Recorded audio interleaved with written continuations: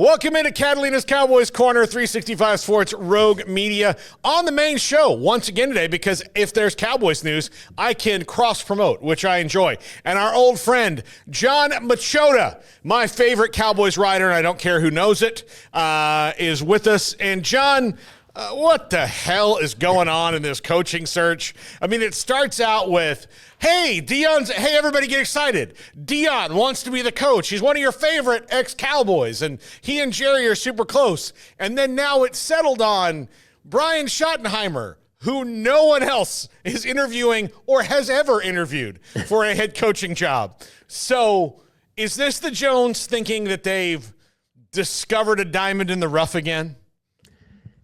They might spin it that way if this indeed ends up being, and I do believe that it'll end up being Brian Schottenheimer, but if that is officially who they end up going with, I'm sure that there'll be some talk like that they knew that he had this high upside, and hey, maybe he will be an outstanding head coach. Maybe he'll be a better head coach than he's been an assistant for 25 years.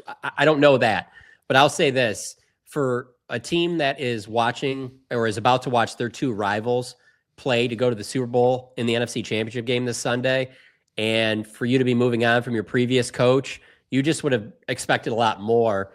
And all the signs, everything that you've seen up to this point is the Cowboys didn't have like a great plan about what they were going to do next at head coach. And that's pretty disappointing, because we knew going into training camp that this could potentially be McCarthy's last year, since it was the last year of his contract. So to not have a better plan of attack than what they've had, and to ultimately end up with Brian Schottenheimer, it seems like a move that would be kind of like a Cincinnati Bengals, Jacksonville Jaguars type move. It doesn't seem like something that the Dallas Cowboys would do, especially in the times that they're in right now. But here we are.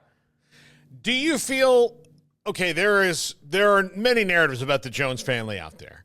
Do you feel that the fact that they are just a gigantic printing press of money has clouded their judgment on what real success is? To a certain extent, yeah, I think so. And I say that because it's not like there's been any real major changes with the way things have been run as they've ascended to the number one most valuable sports franchise. And you just look at, again, this Sunday's matchup where you have Washington in there. And so now that makes it to where every other team in the NFC has been to the NFC Championship game within the last 15 years, and you haven't been there in almost 30. Like, to think that you might still be the smartest guy in the room, it like leaves you scratching your head. Like, there's definitely times in the 90s where even after they, moved on from Jimmy and Switzer, that run of 3 Super Bowls in 4 years, that buys you a lot. That's a long landing strip of we can give you the benefit of the doubt. But when it's been 30 years, you don't really get that benefit of the doubt anymore that you're doing things the right way. I mean, this is a great league of parity. You should have made a deep run in the last 15 years. And so that's one part of it. And then the other is that they just make these moves that you're just like, that doesn't line up with a franchise that makes the money that they do. And the fascinating thing about it too is that you just see, Jerry has said all these times about how if I could write a check to win a Super Bowl, whatever it was, you'd be embarrassed to see the number and all that. And as we sit here right now in a time in the MLB offseason where it just seems like every time you check your phone, the Dodgers are signing someone else, it makes me think that I'm like, I don't know that I believe Jerry anymore on that. I really don't think that even if there wasn't a salary cap, that they would spend like a Dodgers, like where money is no option right now. We're just trying to get a championship. I don't think they would, because if they were that type of team, they would be getting the top head coaching candidates, at least interviewing them, and to not interview Ben Johnson, Aaron Glenn, never anything with Mike Vrabel, never really anything with Bill Belichick. It just, it leaves you questioning a lot of things. Yeah, I mean, like, they don't even, look, Sean McVay's not been happy in a couple stretches in LA, right? Like, there were times, like, why not go try to get that guy? Like, if you think you're the coach away from doing it, then what does a draft pick matter if the coach away, like Gruden and Tony Dungy, when you switched over because you just needed some kind of new shot in the arm in the locker room? The Bucks, the Glazers, who are not, famously good owners, but they're good enough to like make decisions and get out of the way of them and see how they go. Yeah, it's not that, because if he says there's there's a check. Well, look, the salary cap is not unnavigatable, but to Stephen Jones, it really is. And I think his attitude kind of permeates through, doesn't it? If you're looking for a wheeled cooler, this is the Arctic 52-quart ultralight wheeled cooler. I hauled it on a deck, I hauled it downstairs, upstairs, grass, gravel, sandy road, mud puddles, the whole bit. And I gotta say, it is pretty darn tough. I really do like the wheels and the tow handle. It's easy to hold on to, even when full. It made it 6 full days with ice present, still keeping cool enough temperatures to keep drinks cold. This is a great cooler. And if you're looking for a new wheeled cooler that tows really nicely, this is a great option.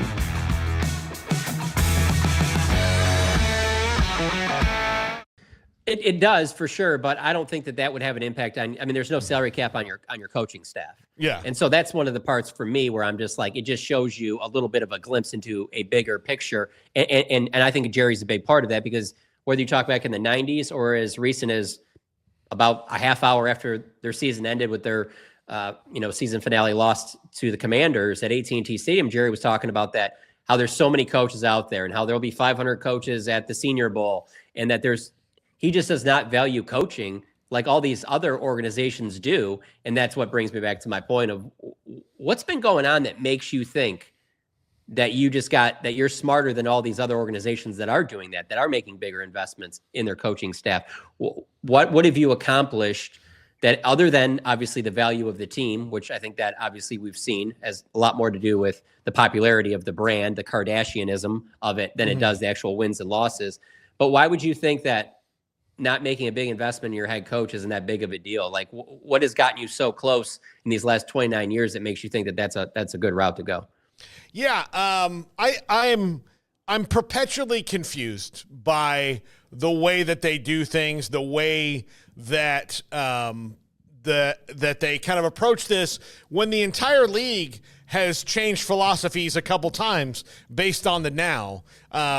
2002 Jerry Jones and 2025 Jerry Jones are the exact same person, just older, right? This Jerry Jones, I feel like by the year gets more and more conservative, Okay. so which fits perfectly with, the Netflix series that's going to come out where it talks about him being a wildcatter and a gambler and all that, which he was in the 90s. There's no question about that, but he's not that person now. But it also kind of makes me wonder of just, you had that success finding those coaches back then, and you haven't come close to finding that success since. Why not change some things up? And I just don't see that from Jerry. I don't see them wanting to do things that are a lot different or be outside the box. It's almost like they're comfortable, they're printing money. Let's just keep going in this direction, and maybe one year we'll get lucky and we'll make a deep playoff run, and everybody will rejoice. Where I'm to the point now when I think of the 90s, it makes me think of, I wasn't down here and I wasn't obviously covering the team at the time. I was a young kid, but as much as people talk about how disliked Jerry was when he purchased the team, fires Tom Landry, I would argue I can't imagine that fans aren't as frustrated with him today as they were back then, just because of how long it's been since they've been back to the mountaintop, and then also because of the fact that they do so many moves that just not only leave you scratching your head, but just leave you frustrated. Yeah. Going back to the start of this season, and I think we talked about this before, it does not seem to me that they set up Mike McCarthy to succeed.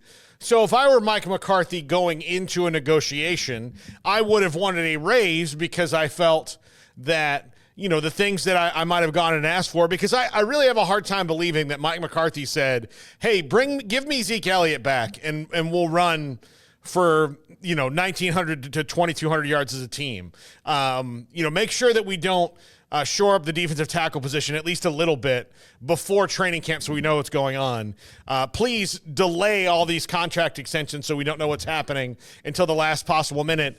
Like, I don't think that he would say that. Now, that's not his job, but if you're the head coach and you go in every year saying, all right, here's my opinion on what we need, none of the things that happen in the offseason seem to me, and maybe I'm giving him too much credit, but that any head coach would go in and ask for. No, definitely not.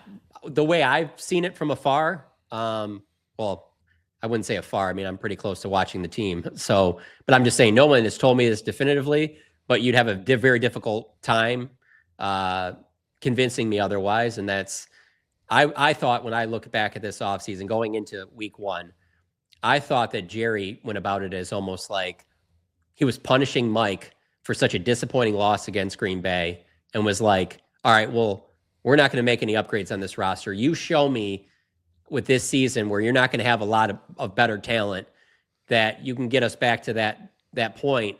And then obviously you'll get a new contract and we'll rethink things next offseason. But I'm not going to make any big investments in this roster or do anything like that because I'm so stunned and so disappointed and angered at how last season ended when everything was lined up perfect for us. So I'm not going to do you any favors.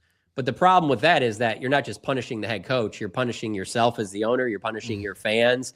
And I even believe that I had that same feeling as the season was going on and it was going off the tracks because as every week went by and they weren't technically eliminated from the playoffs, I always felt like Jerry had this like storybook thought of how this season could potentially end and that he was going to give Mike every opportunity to maybe get in the playoffs and get hot at the right time. And then maybe next offseason, they're a little bit more aggressive. But Jerry, I don't think will ever admit it, but I do believe that Green Bay loss is why they didn't do very much in the offseason. Well, that seems to me to be the opposite of what you should do. Like, I guess every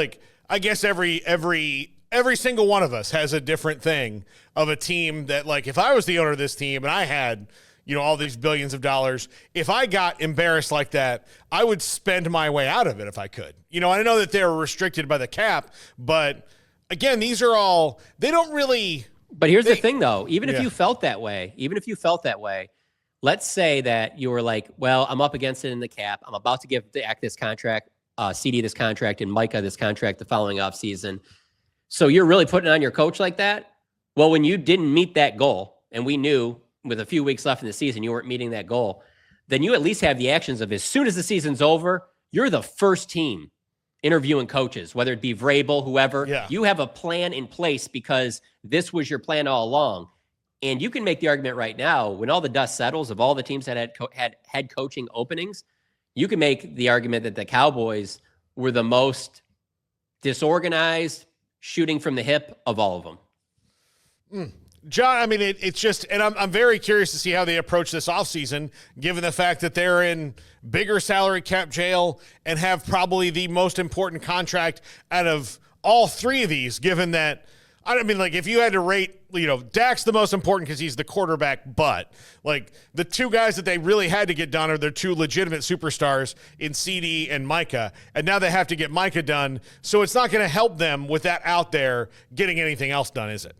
Probably not. I don't see them doing much. I mean, when you go this conservative, or at least expected to go this conservatively with your coaching hires, why would I think that all of a sudden that you're going to go into this offseason and, restructure a bunch of contracts and really like go all in when you don't even know if Brian Schottenheimer is going to be a good head coach? And you know how I know that you don't feel that way? Because we're sitting here Friday afternoon and this still isn't done. Yeah. You're not competing with anybody else. If you really think that he's the guy, this should have been done 2-3 days ago. Heck, it could have been done the day after they moved on from McCarthy. So that's like 10 days ago. So unless they're sitting there and they're holding out hope that, or thoughts of maybe still Kellen Moore or something, because obviously they can't talk to him right now with the Eagles being in the NFC Championship game. But if not, and they just end up going with Brian Schottenheimer, like, it just looks like it's a very disorganized, not very well-run coaching search. And that's being the Dallas Cowboys, to even think that is embarrassing. All right, John, at the end of these, it's going to be kind of the signature of this new podcast, in that I'm going to ask you several rapid-fire questions that don't have anything to do with the Cowboys. And you and I know each other really well, so I'm going to kind of focus on one thing. You and I are both diehard Florida State fans. We went to the SMU game together and watched that bloodbath. I've subsequently had to interview Kevin Jennings 3 or 4 times since then. It's about 3 or 4, yeah. Yeah, 3 or 4 times, which is like inviting the bully over to your house and, serving him dinner without him saying sorry. But I'm going to ask you some rapid fire questions right now. They may seem nonsensical, but they do have a point. Okay. If you were on the Titanic and it came down to Charlie Ward and Warwick Dunn that you had to put on the door, who are you putting on the door? Yeah, you can. It doesn't even have to just be those two. It can be everybody that's ever played for Florida State, and it'll always be Charlie Ward. Charlie Ward's the reason I fell in love with Florida State football. So yeah, Charlie is always number one. But Ward definitely is in the conversation. But nobody would top Charlie Ward for me. Nobody that will ever be there. I mean, they would have to have a quarterback that won like at least 2 national titles and probably 2 Heismans. Yeah, well, I mean that's going to be really hard to do now. Okay. Were you angrier during a wide right or December 6th of last year? I mean, I was younger. I wasn't old enough to really appreciate it during the wide rights, but I was angrier because I'm just more invested. I've been to a lot of games, whereas when I was a kid growing up in Michigan, I wasn't going to games, so it was hard to really compare the wide rights. But I can make the argument, though, that the wide rights are probably worse because I think that there's a really good chance at least one of those leads to another national title, whereas I really don't think that Florida State would have won the national title last year. I'm glad you say that. Like, it helps me be more rational. And look, I had to sit. I was at wide right 3 in person. Like, it was one of the. And look, they still had a chance. Like, that one was rendered moot, and they still had a chance and lost to Oklahoma. So. I'm a very rational sports fan. I even let a lot of it go because of if you even go to the last there's just some real bad game management at the end of that Orange Bowl when they won it in '93. And even for Nebraska to get a chance to kick a field goal to win that thing, just for the fact that they missed that thing so badly, I'm like, all right, fine, we'll chalk it. I'll take it. All right. Last one. Bobby Bowden is not Catholic, but if he were, could the Pope make him a saint because he would have committed, had 3 miracles done?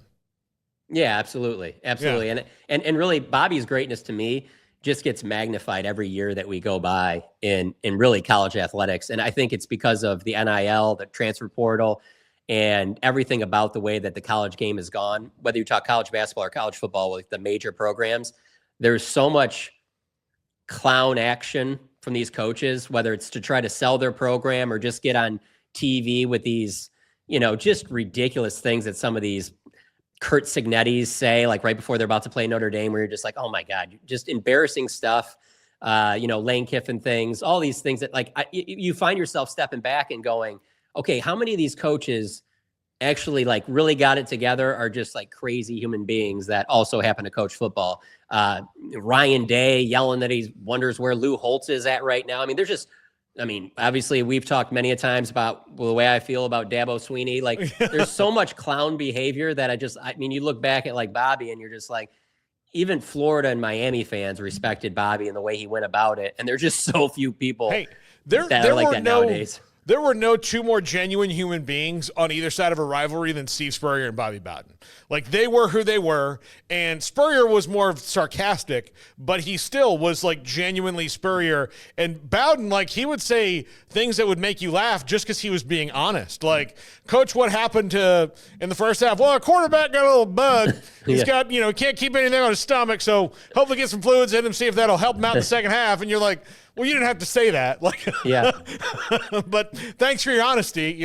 He never once went in that sideline interview and said, we're going to play Florida State football and we just got to, stay within ourselves. No, it was always something that was very truthful. He was one of the best speakers I've ever heard. I don't know that there's a video on YouTube of Bobby Bowden talking, and there's a lot of them out there, whether it just is speech at different conventions or coaching things or Florida State interviews. I don't think there's anything on YouTube that I've not watched. I was such a big Bobby Bowden fan. I loved everything that he would talk about. And I understand, obviously he recruited very well, and, he probably laid it on a little bit thicker than, that he was just this good old boy or whatever. I'm sure he did some shady recruiting stuff that, to be honest with you, I really don't care about. But when I would listen to him talk, he just so calm and just so I don't know, you just always felt like he had everything under control.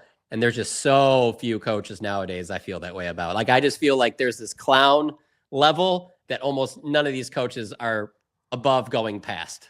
Mm-hmm. Absolutely. Jon Machota of The Athletic with us. Jon. Oh, so real quick, by the way, the poster child for all of this, because I like to tie in college basketball too, is Dan Hurley. He's winning crazy, but the way he carries himself, you're just like, what are we doing here? So anyway, sorry. Would you, okay, real quick, Garrett's telling me to wrap up, but I do have to ask you this. When he said that the other night, would you have double teed him faster? Like, if it was me and he said, don't turn your back on me, I'm the best effing coach in the league, I'd have been like, oh, really? Then you can count to 2, can't you?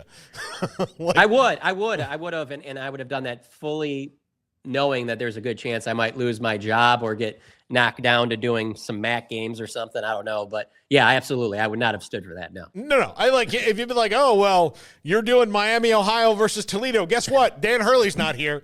Oh, well. Yeah, I'm happier. I make $100 less bucks a night, but guess what? Don't care. That's fine. Jon Machota of The Athletic with us here on Catalina's Cowboys Corner. Please like and subscribe. Thanks a lot.